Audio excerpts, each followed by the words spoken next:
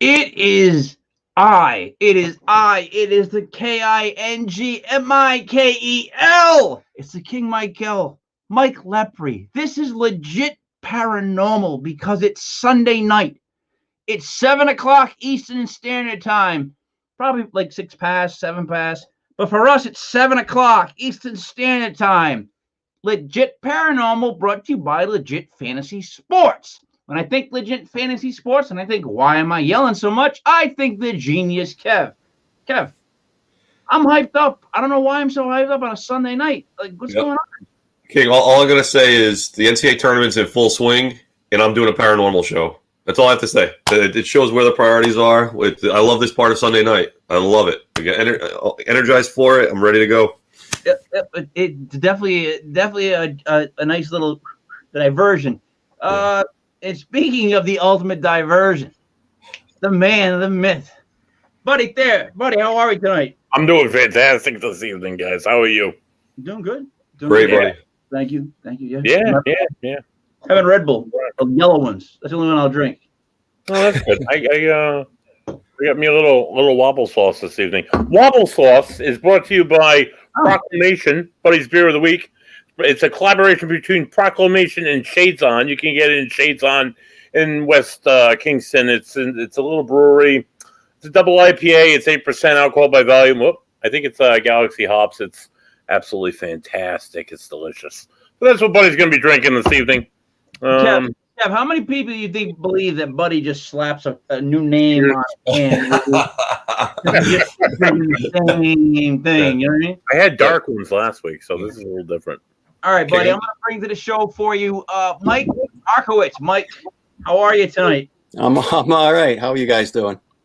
Hyped up. I don't know why, but very hyped up. That's a good thing for me. Very excited. Game time.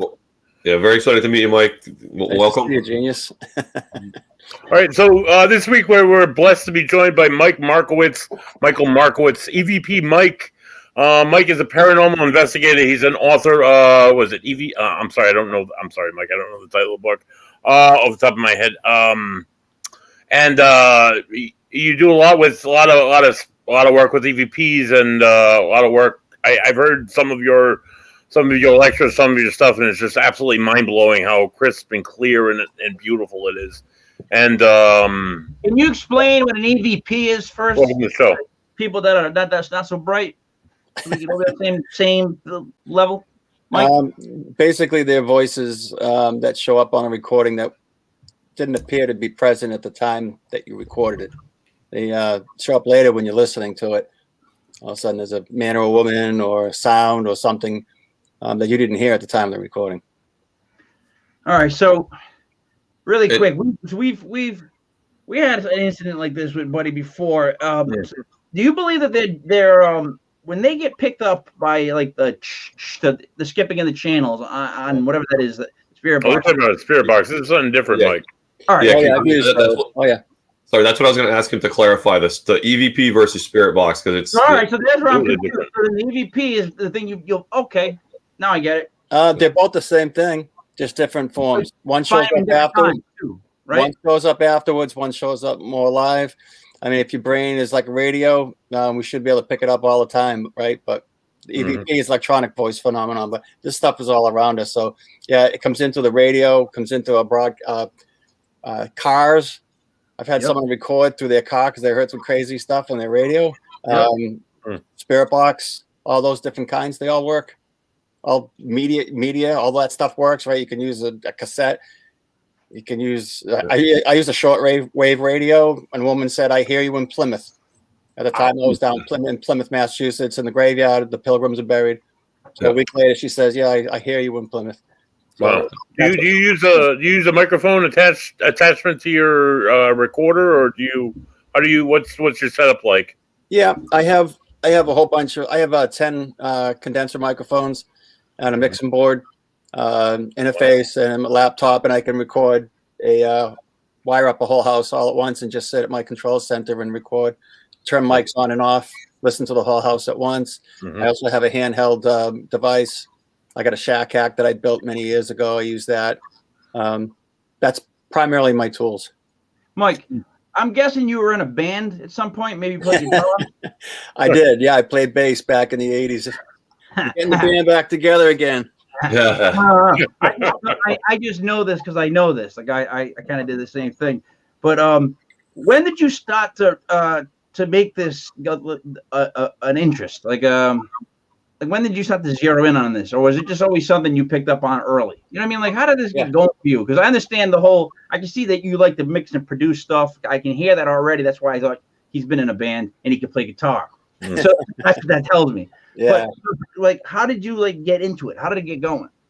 I heard a recording a friend of mine made from an old house, and there was a woman screaming, and she had the recording with her at a party. It was actually at a Halloween party, and I put the headphones on. And I was listening to it, and I couldn't believe it. Struck a chord with me, and as well as this person and a bunch of other people, and we decided to form a group, and we started doing our own ghost hunting.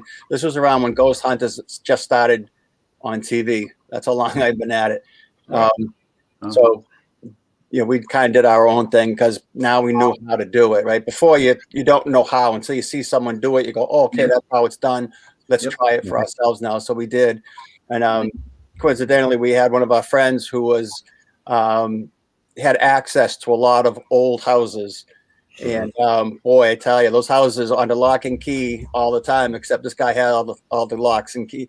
He had the keys, and we spent many a night at these private homes that were giving us lots of really good recordings. But that's how I started. So, all right, cool. So let me ask you this: so, do you believe that they're around us at all times? That's kind of the vibe I'm getting to, right? Like they're just there all the time. It just The only thing I don't know is I'm gonna beautiful. I've had one of those. Those are good. Yeah, my mainstay. I do think they're around us all the time, and the only thing I can't figure out, communication's always like it's usually very pointed, right? It's like they want to communicate with you, so they communicate with you.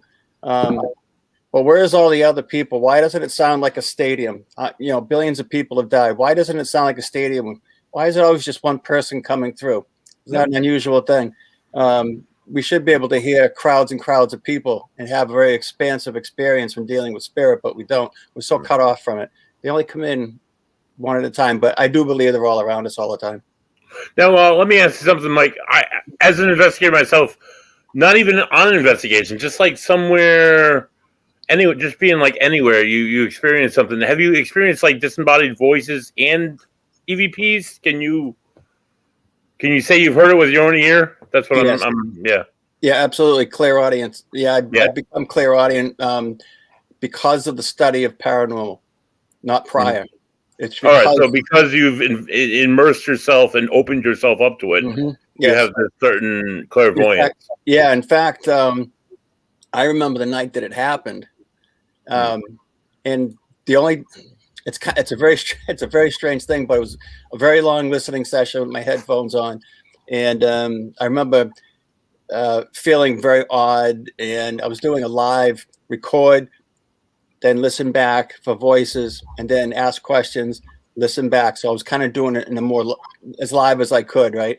But allowing the recording to pick up anything, and then I respond once I heard it. And I remember the night that it happened, and I could hear this little crackling, like electricity popping, and it became interactive. And then after that, I started hearing things. I hear it at work. I hear it at my house. It's just my name, and it's very, very unusual. It's a woman who speaks to me like most of the time, almost all the time. Doesn't happen as much anymore, but it still does happen. What do you think that is? Do you think it's a spirit? Do you think some people say it's an angel? Do you believe that? What's your thoughts? It's a person who just once in a while gives a little tap and says, "Hey, we're still here. I'm still thinking about you," or "We're still around you." I've had a lot of strange stuff happen with dealing with communication and entities and what have you. Yeah, it's got people calling you home. You think? Yeah. Oh yeah.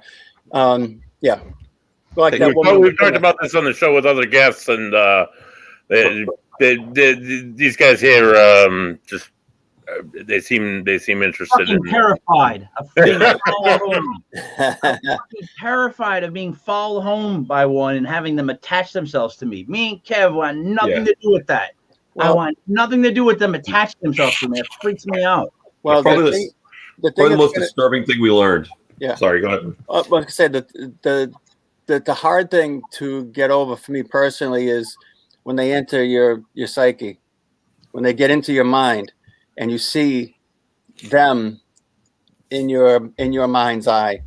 That's when it becomes scary, because they're using your soul as a portal for you to see them, as opposed to seeing like out of your corner of your eye when you're awake. Right. A lot of the stuff happens when I'm asleep, and they make their presence known that way, and it's that to me is horrifying. That is really, really, really scary. It's more than one voice. Is it just a woman? Is it just the woman? No. Well, with the voice popping in and out, yeah, it's mostly a woman in my waking state. But when I sleep, sometimes I have these out of body experiences, and I wake up and I'm somewhere else. Then it becomes apparent very quickly that I'm not just. It's not a dream. Put it that way. That can be extremely horrifying. And the most scared I've ever been was on the other side and having to deal with entities and that space in between. It's my God. So Mike, so we cover like a lot of. Can I ask a question, Mike? Yeah, a lot of ground. yeah. We cover a lot of ground there, so I just want to kind of try to put it all together. So. So you're saying basically something kind of sort of attach itself to your psyche.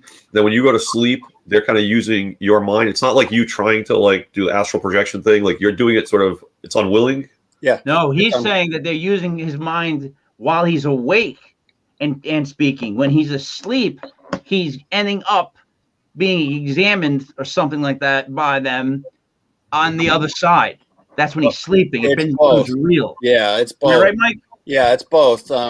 It happens. The hard stuff is when I'm asleep, because like your soul, comes up. They say out of your body, but I just wake up and I'm somewhere else, and I don't know how else to explain it.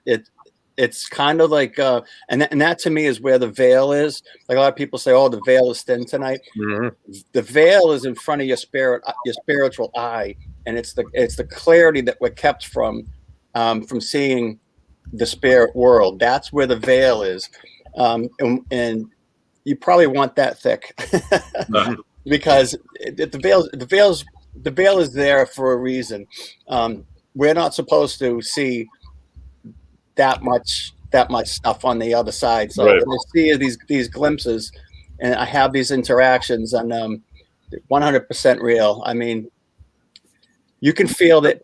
You can feel their hands on you. Put it that way. Mike, I gotta ask this question. Then I gotta ask: this is when? How did it crack? How did yours crack? What broke it down with the veil to where it finally got through? You know what I mean? Like on you for you. It was. I have to write a book on this, or at least a short story or something. Oh yeah, you do. Jeez, come on, man. It's a long story, but trying to get a synopsis of it, it's kind of hard, but the Cliff Notes version. Yeah, a clue of it came when I was this was many years ago, before I even got into anything paranormal, any recording of anything. I had what I would consider a really bad dream, and it was the first time that I realized what the force of someone's will is all about from the spiritual side, and it's powerful. And if your will isn't, as strong, then they dominate. So that dream that I had was such an eye opener. I woke up and I thought it was the most powerful thing I'd ever experienced as far as a dream goes. It was just really spooky. But the dream was basically I was in the landing of the basement at my father's house, and I turned around to shut the door, but the door was closing by itself. So I put my hand up to stop it, and I couldn't stop the door from closing, and I pushed really hard and it kept closing. then a huge hand grabbed me by my throat and bent my body down to the floor, and I felt that motion. And you can't do that with a human because you go backwards, forward. This went like this as the hand was around my throat, pinned me to the floor, and then this loud ringing I heard. But the hand was huge. The hand to me appeared like the size of the Hulk hand or something. It was very, very large, very, very large. And I heard this loud ringing in my ears, super, super loud. And that was really the first time that I can remember having an interaction. And then I woke up, and it shook me pretty bad. It really shook me. And that was the first time that I had that kind of an interaction.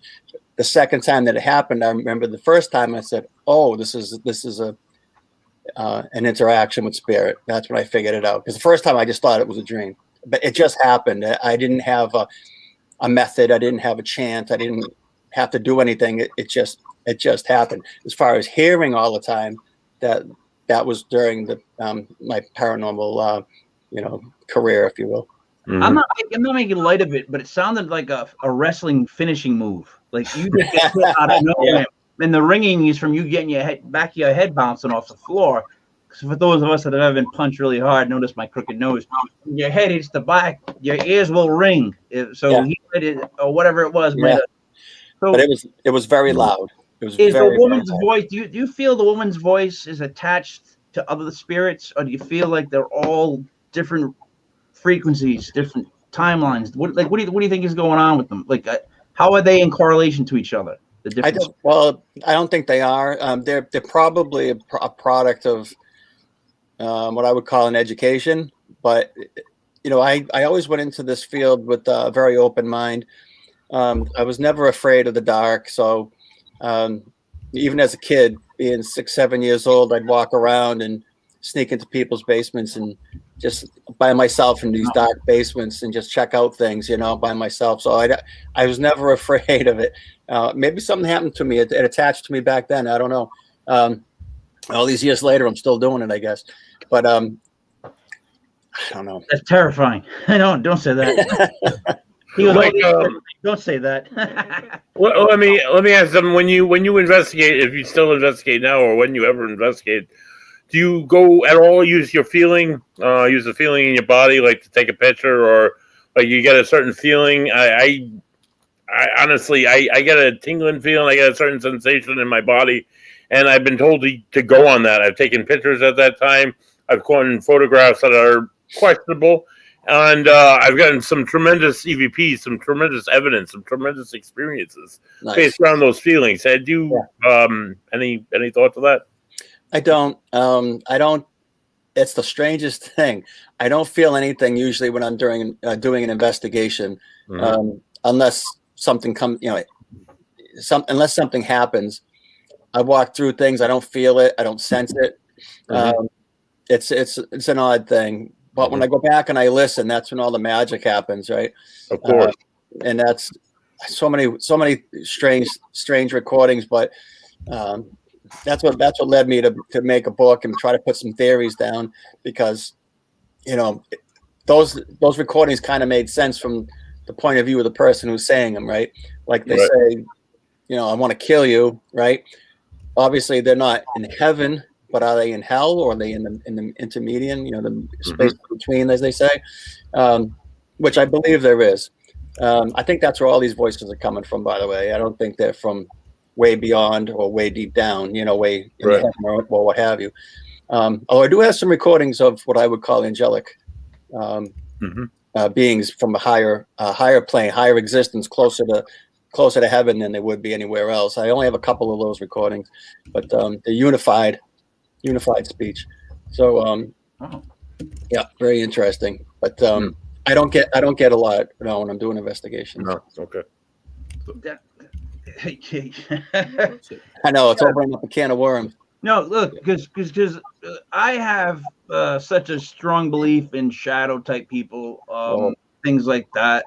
So, let's talk about shadow. What you're saying, Mike, so far there's been certain people that we can kind of tell are more open to something else than the rest of us, right? Like you guys have that.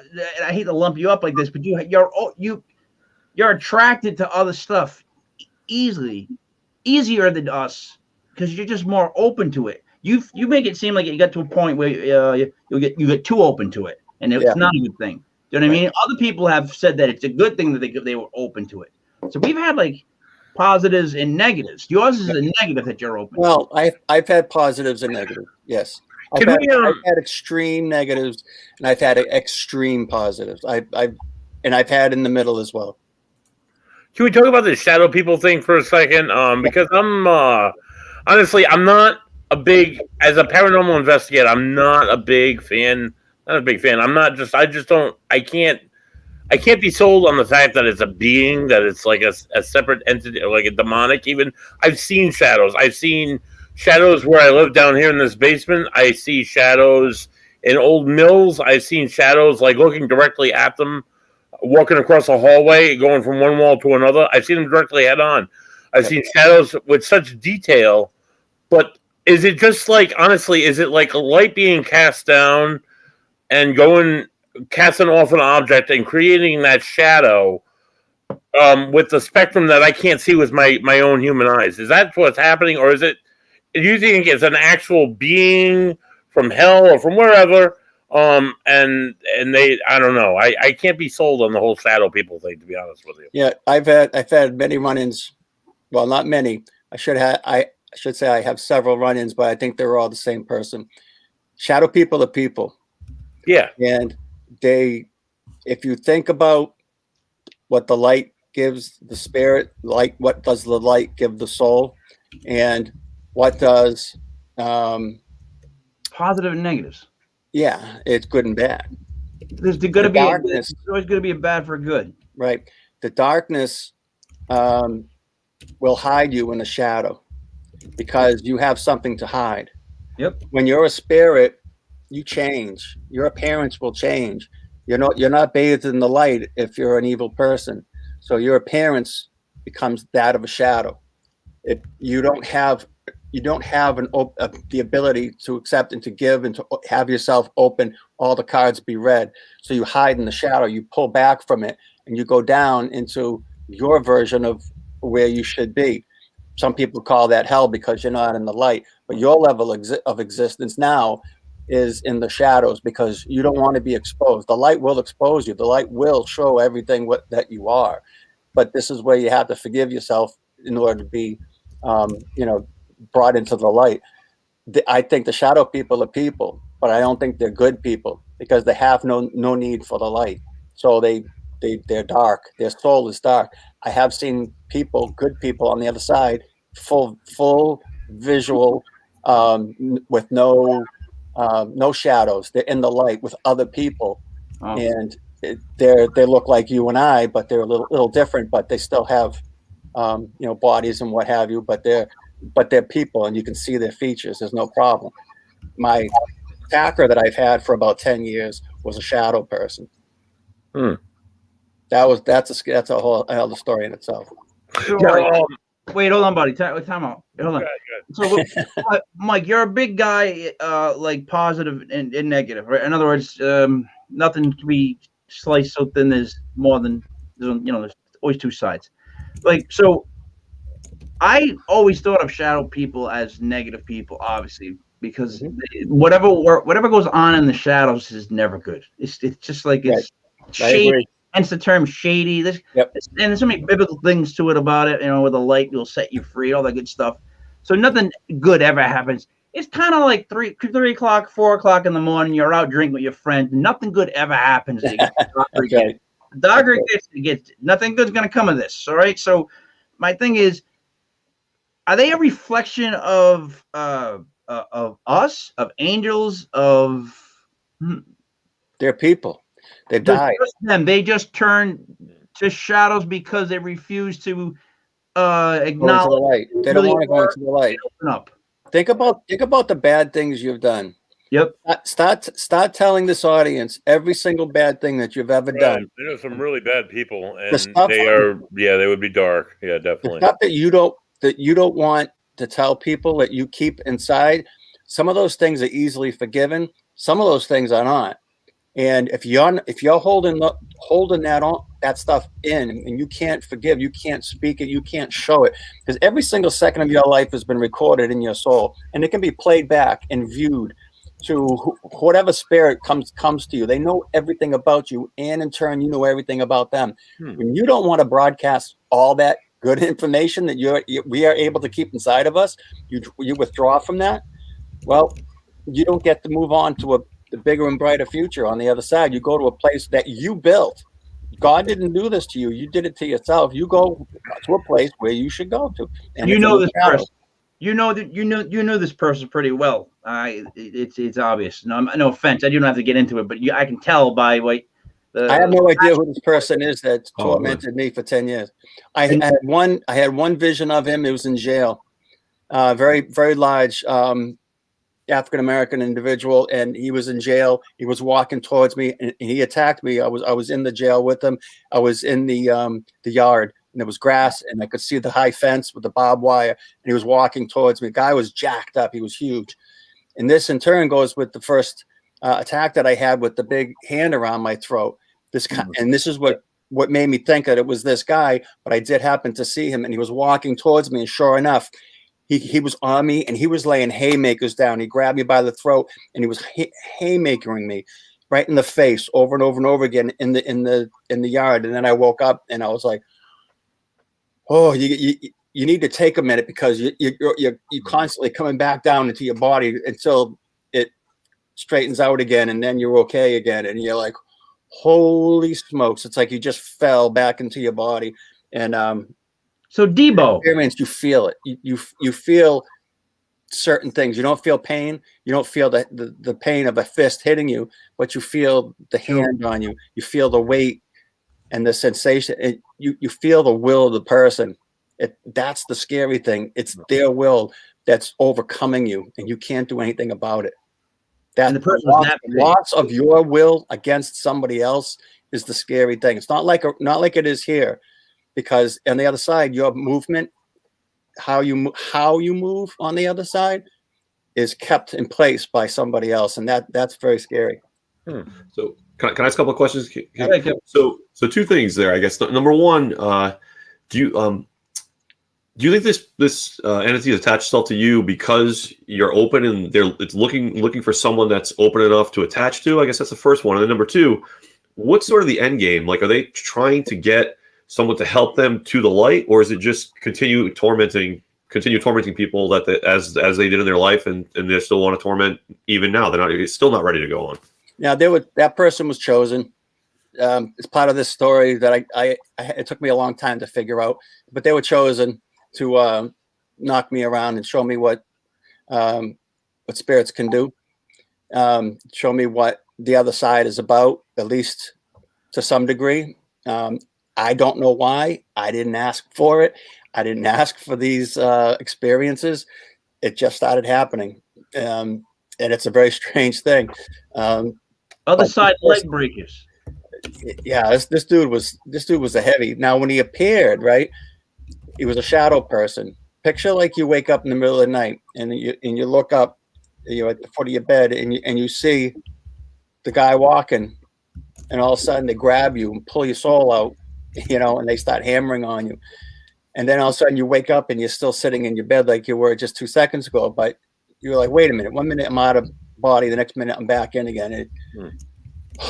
And you don't know when it's going to happen. And it's so super scary.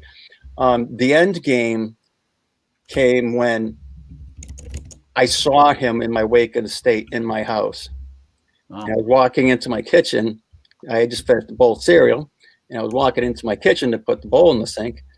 And there in front of me was the shadow person standing there. Now, typically, I only see him when I'm sleeping.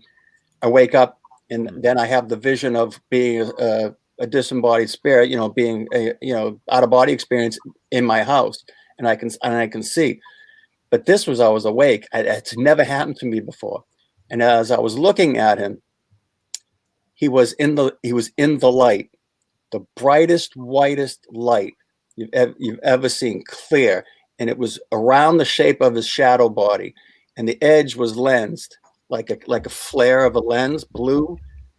and it was in the shape of his body. And I looked at it. I looked it up, and it kind of went down and disappeared. And I stood there looking at it. I'm like, I can't believe it. I'm seeing what I'm seeing. And then it all went to my left, and all the light and everything just trailed, and it was gone. And it took me a while to figure out why that happened. And basically what it was a visual representation of the shadow person that had been allowed to attack me, controlled, motionless in the light. And I looked into this thing, and it was so black. It was like, that super paint, that's super black, that like 99% of light absorbed by it was like that. Vanta black. Yeah, Phantom Black. And this thing was the brightest, whitest light. It looked like about maybe a 2-inch gap, like it was a portal. And the light was just streaming out of it. But it was only like, it was almost like a fluorescent tube around the person. But it was just so white. It was pure white. The very edge was lensing.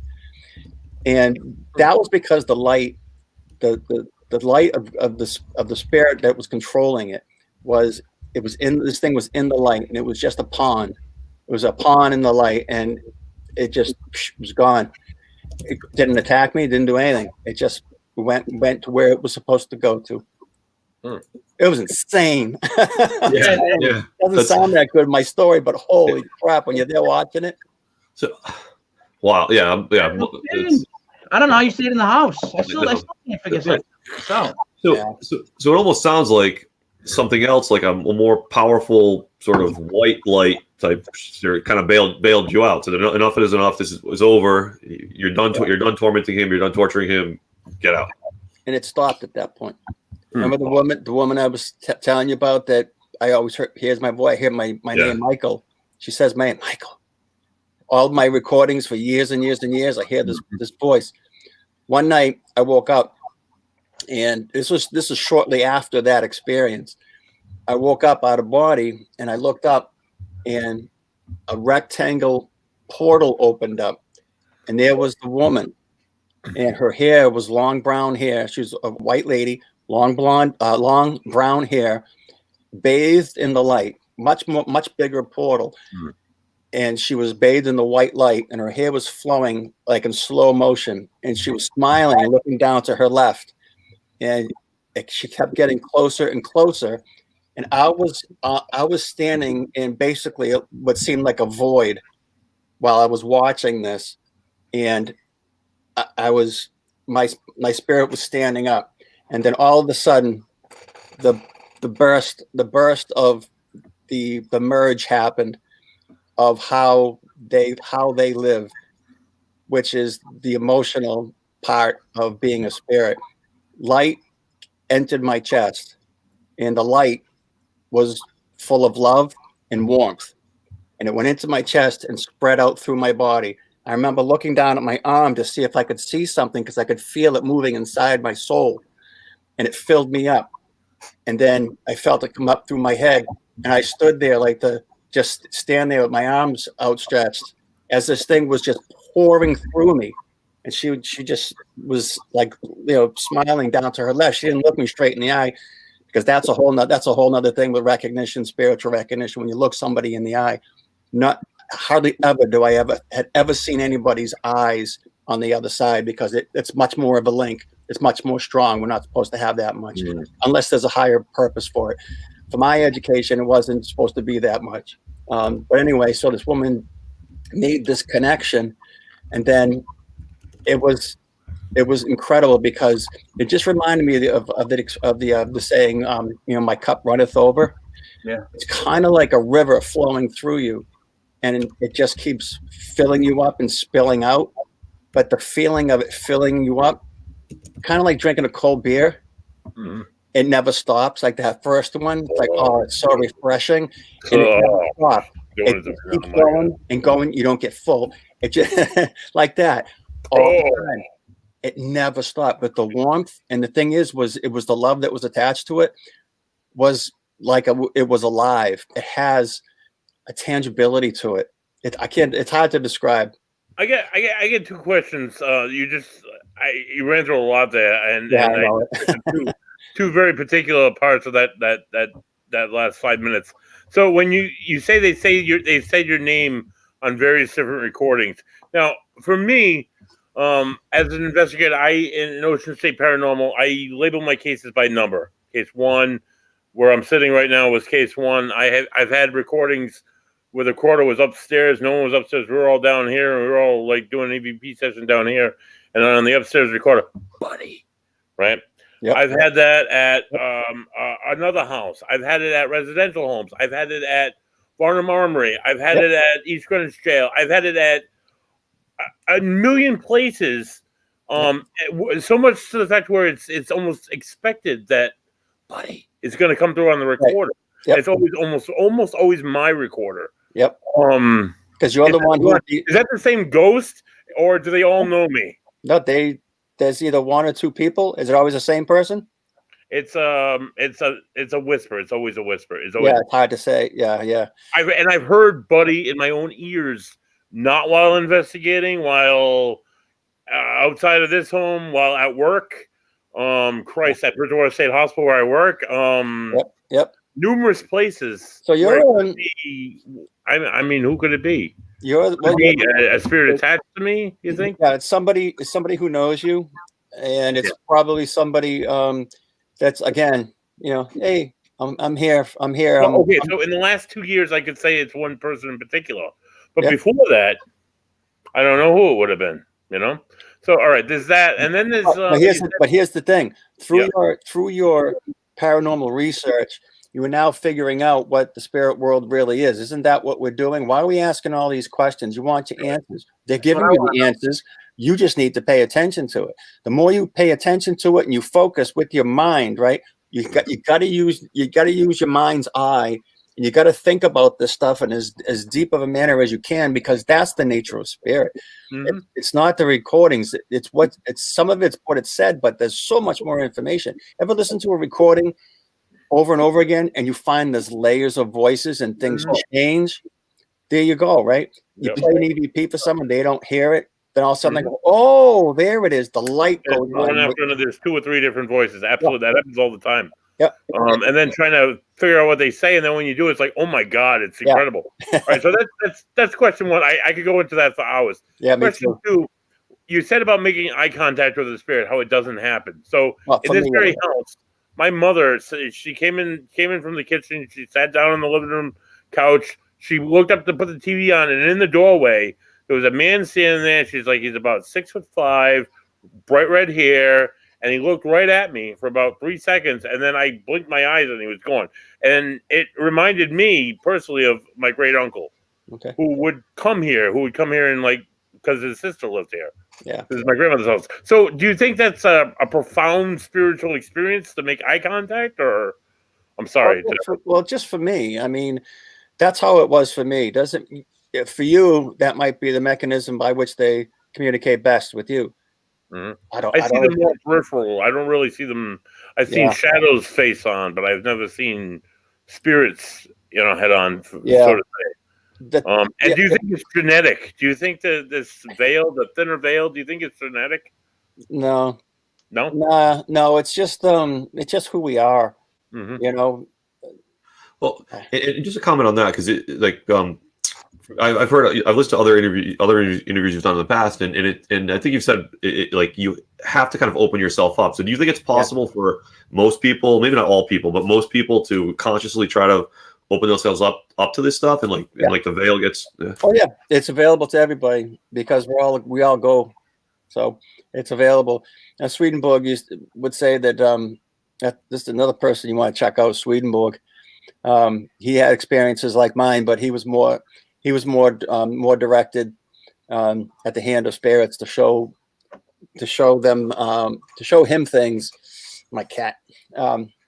To show him things, and he wrote a lot down. I don't know if you guys know who Swedenborg is.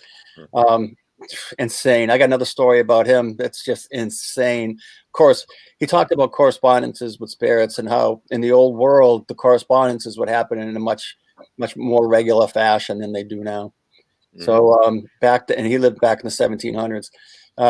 So that correspondence has been lost. that the language of the angels, which is the psychic language, has been lost. Well, Casey, he did it, right? Edgar Casey, he went into a trance, but he did out of body work. He would leave his body, but he would still be connected to it. Strange thing. His doorway was open, and he'd receive the words of these spirits, and then he'd speak it, right? But he was here and there at the same time, and come to find out, he was pretty damn accurate almost all the time. So, no, Mike. Now there's that drug that you take. I'm not on any drug, man. No. Well, you think I was. I'm not saying it would be 2 out of the 4 of us. I'm trying to say to you, there's that drug. This drug you take that it lasts Ayahuasca. 5 minutes, but they claim you see DMT. There it is. What are your thoughts about that? Wait. Everyone sees the same certain things where they can get to a certain point. Yeah, pattern. Yeah, there's some patterns like they draw that pattern, and there's these little people that they all see on their way to wherever it is they're going. Yeah. Does that make any sense? You believe in that? Have you listened to that at all? I don't know. Mushrooms give you a different experience. I don't know. It's the chemical reaction to your brain. I think if you want to connect with spirit, study astral projection. Study that, and you have to listen deep into your recordings and become aware. Try to connect.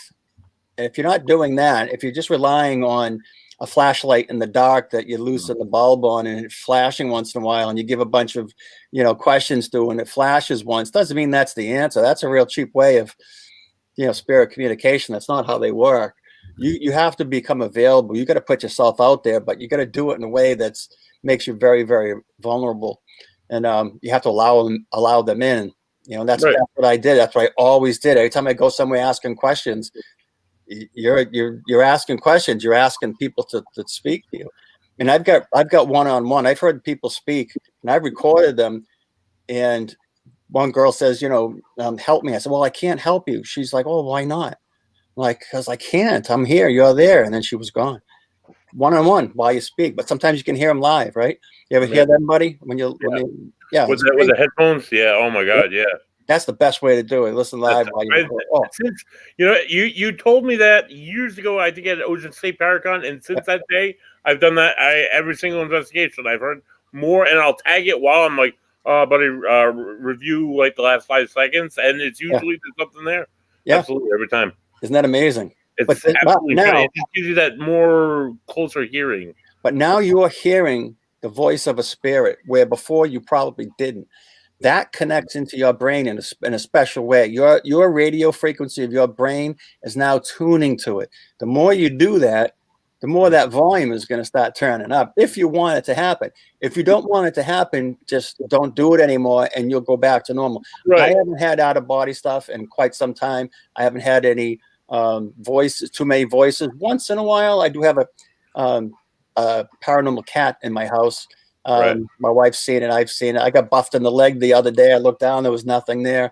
Stuff like that happens once in a while, but not like it used to when I was more heavily into it. I've had the most clearest voices right behind me. You heard it, Mike. You heard it. Paranormal cat. Yeah. Fully expecting to turn around and see something or hear somebody to be there, and nobody's there. Right. Fully expected it. Just and then completely creeped out afterwards. Wait a minute. Paranormal cat. In other words, here's my tough one on this one. Okay. Do all the dogs and cats get to be paranormal, or is this just some cats just get to be? Anything that has a anything that has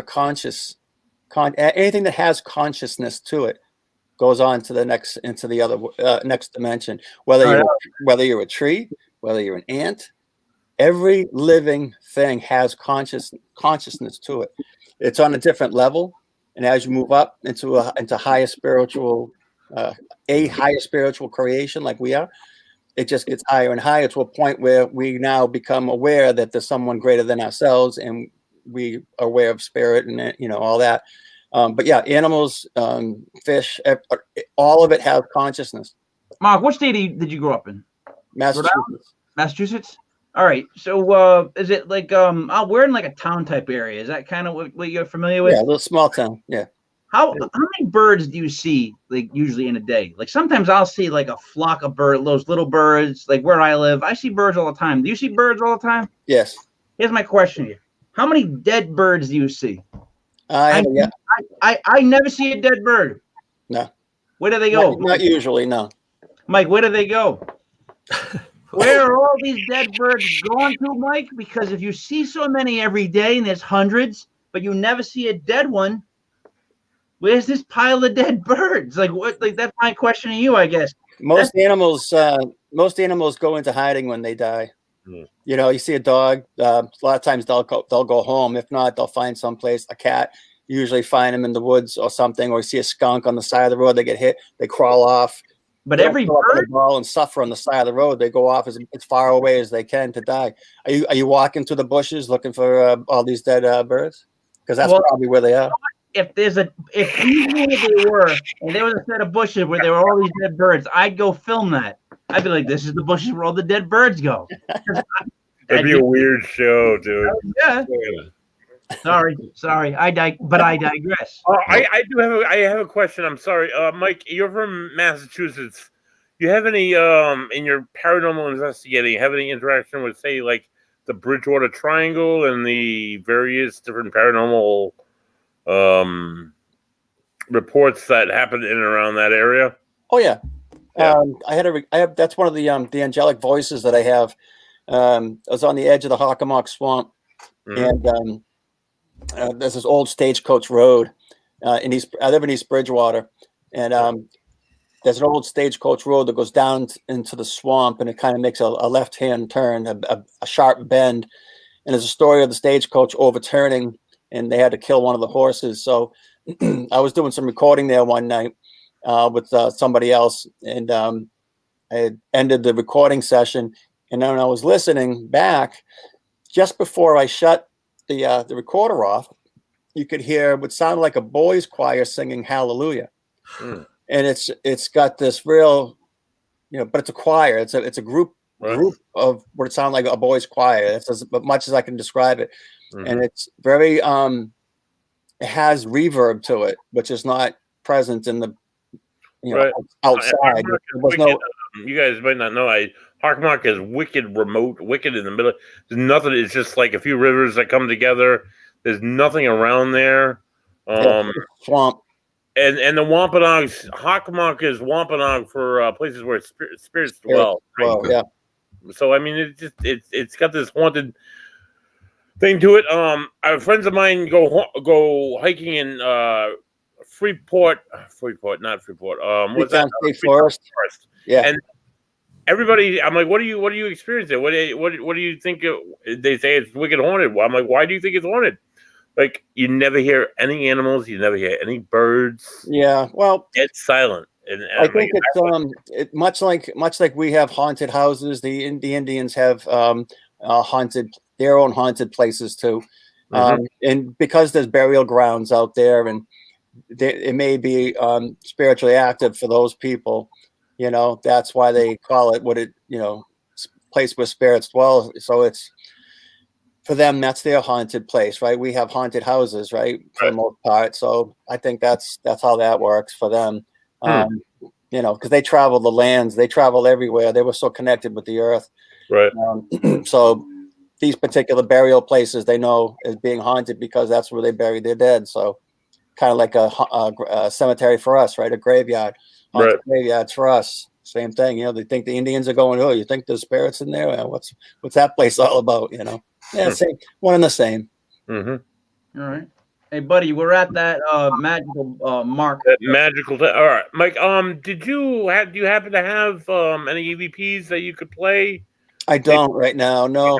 Okay. No, I've got a bunch of great stuff, but we have to have maybe another episode based on it. One of the fun things about the recordings is they allow you to listen to it and formulate questions and answers based on what you're listening to. You get your theories up, and that kind of stuff makes sense. Just to touch on this just for 1 minute. Most of the recordings that I get are always one person, right? They're always one person speaking. But what about those voices like the boys' choir in the swamp? How is it that there are multiple people all Right. singing the same thing at once. There has to be something more to it, right? Right. I have another recording that says they're all around you, but it's spoken in a as one person. They're all around you in a singing fashion. This is another topic, singing. Why is there so much singing with spirit? But anyway, how does that recording, like, what does that recording represent? How is it that all those people can speak with the same type of inflection in their voice all at once at the same time while being spirit? Mm-hmm. It's because they're all connected, because they're unified. Touching back on Swedenborg, this is another crazy story. I took one book out of this collection that I bought. I opened up one book in this 32-volume set, and I read Swedenborg's version of unified speech, which I touched upon in my book when I wrote it. Basically, it's telling me the same exact thing without knowing who Swedenborg is, at random, opening a book to the page that describes my unification theory. Wow. Insane. That's how that's how they work. Yeah. Wow. It's crazy. A lot of crazy stuff like that. Awesome. I can't. Yeah, I don't. See, Kev, would you ever want to open yourself up that much? That's I don't yeah, think I would, man. I don't know if I could. I don't. Yeah. I'm not. You know. No, that's what I was going to ask Mike. Kind of a sort of a tail question to all this. You mentioned that you sounds like you opened yourself up pretty wide. You had a lot of experiences. You told us obviously only a very small amount, but the ones, obviously the two big ones that you mentioned, one shadow that kind of basically tormented you for several years, then the white light and how that kind of went away. And then kind of after that, you mentioned that you kind of closed it down a little. I don't think I would have ever gone that far, Mike, to answer your question, but did you kind of consciously decide you wanted to kind of start shutting down your receptors, or is it just in part of your life where you're doing other things, or was there was that enough and you were like, you know what, I'm done? Basically, yeah. I crossed the finish line. The flag was where I can't take paranormal investigating any higher than seeing the light of heaven and having a direct blessing from someone who is living in the light, and they say, hey, guess what? This is what's in store for you, and giving you some, right? That, to me, you can't get any higher than that. Waking up and seeing the dimly lit nether regions and the feeling of forceful spirit on that side, that to me represents hell, because you can't do anything about it. And this thing they're forceful. And the will penetrates everything as that presence comes in. It's insane. So kind of seeing those two sides, yeah, it did it for me. And I don't have a need to really do any more paranormal investigating. Was it worth it? Was the good bad worth the good? I guess so, right? It was all worth it. I wouldn't trade it for anything, and I don't want to go through it again. I'll take the good, but the scary stuff I could do without. However, it's an education and how things move, how the feeling of speed is, how the feeling of exhilaration is, how the air is alive. The air feels like it's alive, and it fills you up as you move through it. It's just a very different state of being. It's amazing. It's really, really amazing. I feel so happy for you because of the way you feel. And then yet I still keep saying to myself, would not have the guts to do this. I would have left the minute somebody went, hey, Mike. I would have been like, gotta go. And I'm serious. I'm not making a joke, Kev. You know this. Right. It's not for everybody. So wait. Not for everybody. But yeah, but that scares me, because that makes me think now when I pass away and everybody goes where they go, they're going to be like, well, you don't really want to hear anything there, big guy, so we're not going to send you anywhere. No. If I'm going to get you, crabs and ice water, Kev, right? Wine, I get crabs and ice water, Kev. You're gonna enjoy it. The whole thing is that once you get on that side, there is an overwhelming sense of going home and a need to get there. And it's so important to you, and it's so big, and it penetrates your brain, and it penetrates your soul, your mind. Your consciousness knows 100% this is where you need to go. And it's so fulfilling. And you're going home, and you see the end, and it's the most important thing. You are so driven to get there. And as you go towards it, you finally get to your destination. So when you cross over, you're going to know it, but it's going to be like a magnet to you, like a moth to a light, and it's going to pull you right in where you're supposed to go. And most people, I have to assume, are going to go there. If you're a good person, you're going to go there. A lot is forgiven. I was forgiven. I saw that light. Now, they wouldn't waste their time on me. I don't think God's going to dangle the light of heaven in front of me and give me that much love and that much feeling and knowledge for nothing. It's not wasted. Our minds are directly connected to God because the consciousness is what your soul is. Your woke mind right now, your state of mind, that is your soul. How you can see forward direction is how you see in the other side too. How you think and feel, that's your soul. That's what you take with you. It's awesome. Kev, really quick. This is a dumb thing, but no, Kev, you go ahead because it really was a dumb thing. But another bird question. No, I'm still trying to recover from that. So we've talked to a lot of people on the show, and I would say number one, you're probably the first person that's had a lot of sort of conviction behind like what all this stuff actually means. A lot of people, like some people are like, I don't know. None of us know. We'll never know. We'll figure it out when we die. All that. They don't want to go on record.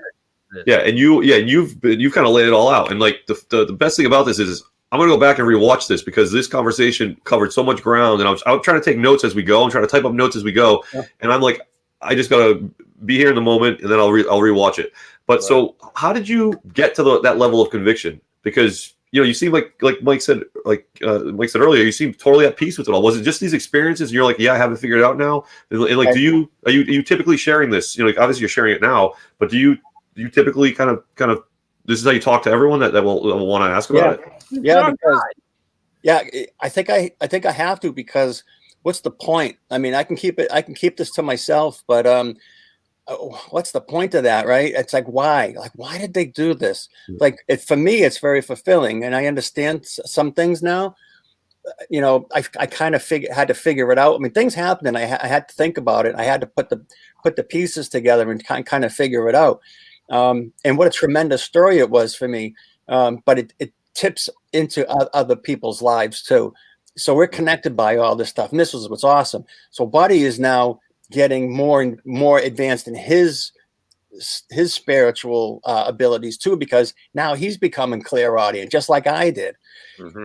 He might start having some of these dreams too, dreams, but out of body experiences, OBEs, right? His connection to the spirit might start to increase if he continues down his path, if he wants to do that. But that's how you learn how spirit works. Like, you ask a question, oh, are you here? All of a sudden you get an answer on your recorder, you go, woo. Or is it better to have a little out of body experience that night, and then or have someone walk through you, right? Mm-hmm. Is it that well, yeah, here I am. Let me show you what it's like. I mean, are we afraid to get the answers, or are we hiding behind our recorders? Right. You say somebody walk through you.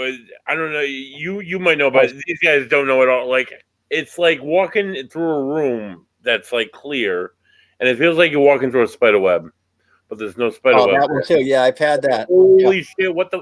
And you look, and there's no spider web anywhere. But and there's no spider web on your face, anything. But it feels like you just walk through a spider web. That's like maybe the best way I can describe maybe walking through. That's one way. That's one of the things. This happened to me during my early investigations. The spirit, I was in a graveyard of the house that we were about to investigate. The person was laid to rest, and somebody went through my body, literally went through my body and took the energy out of me. My battery went down to zero, and right. I had to sit down. And my friends were like, "Oh, you okay?" And I said, "Something just ran through me. I don't have any strength." I'm like, "What's going on?" I thought I was having a heart attack. So it went away after about 20 seconds. I was like back to normal again. I'm like, holy crap. Then later on in the house, probably about 2 hours later or so, it happened again. But we caught it on our audio recording. Went through me, and again, no energy. This was more powerful that time, and I had to sit down in a chair, get my bearings. But they have the ability to zap all of your energy, all of your physical energy. Can be gone. It can be gone in a second. Right. That's insane. What happens if you were walking down the stairs, right? And and you got this badass person on the other side, and they want to take your energy away when you're driving at night. You're half asleep, and all of a sudden, boom, they get you. We drive off the road, and they get you, right? That's like murder by spirits can murder us. To me, I'm like, well, they might be able to, because holy crap, because it happened to me when they walked through me. I had no energy left. But then it comes back again. My spiritual energy lowered, and then whoop, like a battery, it recharged again. That's right. Some people describe it as a paranormal hangover the next day, feeling wiped hungry out. Or yeah, I've had that before. My team has had that. Do you know what that reminds me of? That reminds me of Kev, the genius, and myself. In no way are advocating spirits to come visit us, speak to us, contact us. We are not open. We don't plan to be opening. We don't want to open up right now. Kev, I don't know if I'm speaking for you correctly. No, I agree. We are all set with that. If they want to go talk to people, they can talk to anybody but us, because we're not going to pass it on.